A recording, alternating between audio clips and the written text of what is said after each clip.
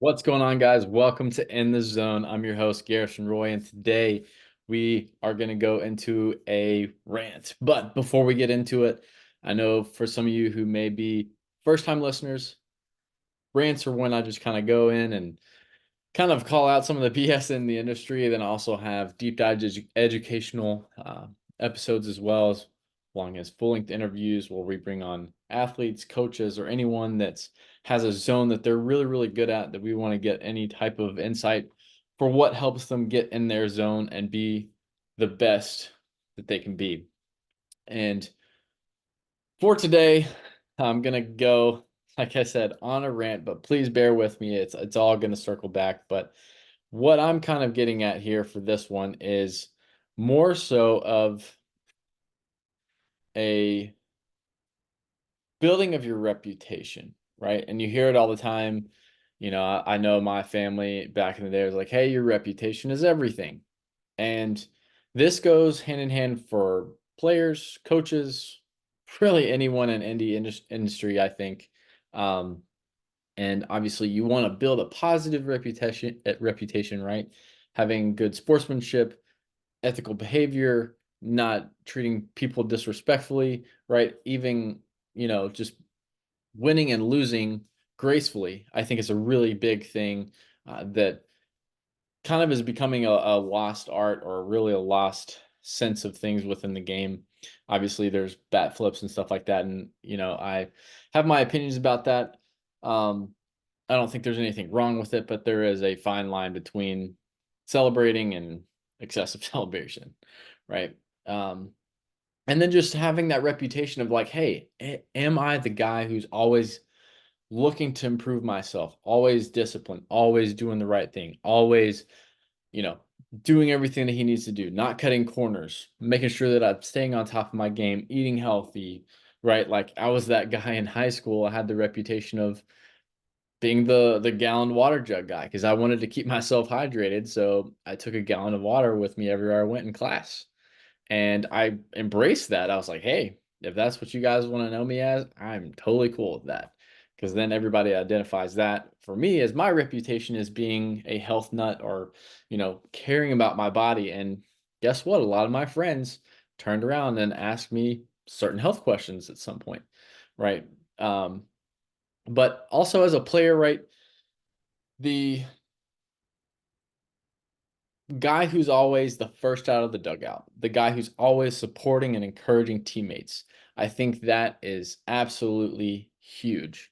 And where also on the flip side of that, if you're a guy who's struggling, if you're always able to accept constructive criticism from coaches and learn from your mistakes, that's also a good piece for you to continue to do and be willing to learn, be willing to absorb and bring in as much as you can, right? And even as a coach, kind of the same thing, right? You want to have positive, um, you could say inclusive or just being able to allow people to give you some feedback, right? Even some of the athletes have given me some of the best feedback that I've ever received.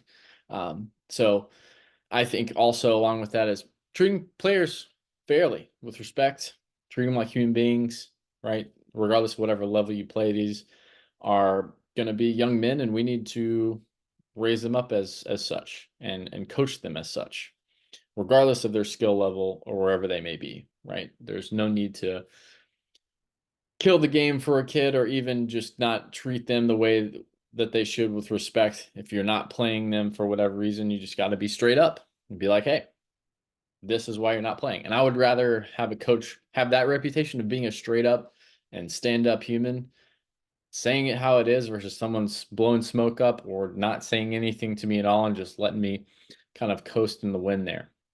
Um, and also, there's a flip side to this, right? There's good behavior, there's poor behavior. And there's a lot of ways on how your actions and your attitudes can really kill a player's reputation or a coach's reputation, right? Like you've seen all those crazy videos of old school coaches flipping out, throwing the bags, or just pitching a fit in front of the umpires. And I think a lot of that is there's a fine art to that where you are standing up for your players and your team, And then there's just another part of it where it's like, all right, this is just ridiculous. So you kind of have to have some feel there, right? But that reputation will supersede you to other colleges, to scouts, to professional opportunities, whether as a player or a coach, right? Like people are gonna know what you're about, good or bad, right? Whether you're a winning coach or whether you're willing to tolerate, mediocrity, that's something that, it's gonna be brought out, right? And that's going to even have longer term benefits of having those different types of reputations. Um, I kind of want to go off with a story with this, or really two stories, where unfortunately I saw a team kind of crumble from the son's, or the dad was the coach, and the son was obviously, players coach. Um, Son relationship was a little interesting, and the kid was throwing his helmet and just throwing a fit, saying that he was getting out, but they were still giving him opportunities to play. And in my opinion, a dad and a coach could kind of go this one in both ways. Be really hard on the kid, almost harder than he is on the other athletes, or let him get away with too much. And at this instance, they were getting away with too much, or letting him get away with pitching a fit and, just kind of, again, developing a bad reputation for himself to be that kid that's always complaining or, throwing a fit whenever he got out. And it actually led to the demise of the team, right? That negative influence, that negative self-talk to not only himself, but also to the players around him cause guys to want to leave and go up and off to another team. So that's one way on how, even not withholding a standard as a coach, whether as you're a dad or, whatever role you have, or even on the flip side. And this is really a crazy one. And I'm even flabbergasted to hear about this. And I won't name any names, but there was a particular athlete who was committed to playing on a team, right? He was going to go play for him. He was all about it. And he was like, "Oh, hey, coach, sorry, I can't come out and play. I broke my hamate bone." Which, at the surface part of that, you're like, "Oh, okay. Yeah, dude, hope you get to heal up." I mean, obviously, hamate bones, you can get that removed. The recovery process is rather quick. He's like, "Let me know when you're healthy."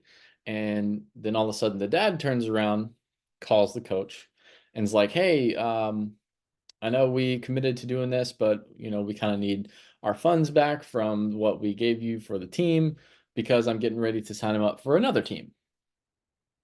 And the coach was kind of taken back, and he was like, wait, I thought Jimmy broke his hamate bone." He's like, "Oh, no, no, he lied to you about that, I guess, because he was just too embarrassed to tell you that he was switching teams."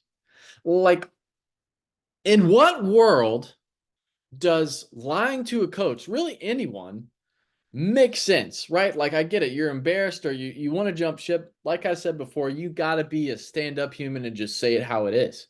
You cannot just lie to someone blatantly upfront about that, because that's going to give you a bad reputation and give you a bad name. Like, if that coach ever gets asked about you by a college coach or, you know, professional scouts, and they have that experience about you, dude, you're going to get blacklisted.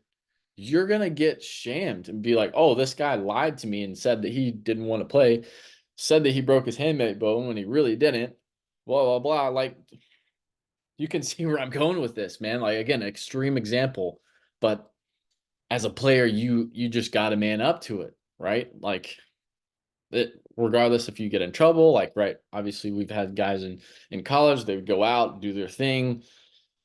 At the end of the day, sometimes you just got to own up to it and be like, "Look, hey, yeah, we did this," because odds are they probably got some beef on you, or they know someone who knows for a fact, "Hey, these were your players at X bar doing X activity," or, wherever they were at. Maybe it was a kickback at a house or whatever, but you can't be molding your reputation into that's who you're going to be for the long run, right? And I've talked about this even with NIL deals and things like that. You don't want to associate yourself as a brand of like, "Hey, I'm the Bud Light NIL guy," or national, you know, name, image, and like not likeness NIL guy, where that's what your identity is. And for you to kind of see yourself 10, 20 years down the road, do you still want to be identified as that guy? Right? I don't think I would want that at all.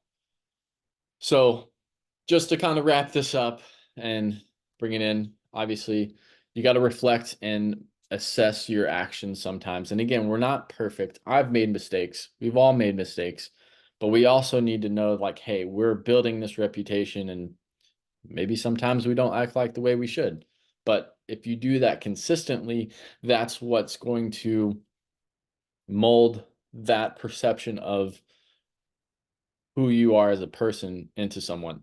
And again, if you own up to it, you go back and you're like saying, hey, that wasn't me. I apologize. I'm so sorry for lying, or so sorry for pitching a fit. Hey, like, emotions get the best of us. We're all human. But you cannot let it shape you or define you for who you are. Same thing with any win or loss, right? It shouldn't define who you are. And I think the biggest thing is just to prioritize integrity, respect, and sportsmanship, really in anything that you're doing in life, right? Whether that's baseball, whether that's coaching, any other sport, or even in business, right? Like things can get really competitive with that too. And you don't want to be known as that sleazy sales guy, right? Like be truthful, be honest, and be straight up and stay in zone.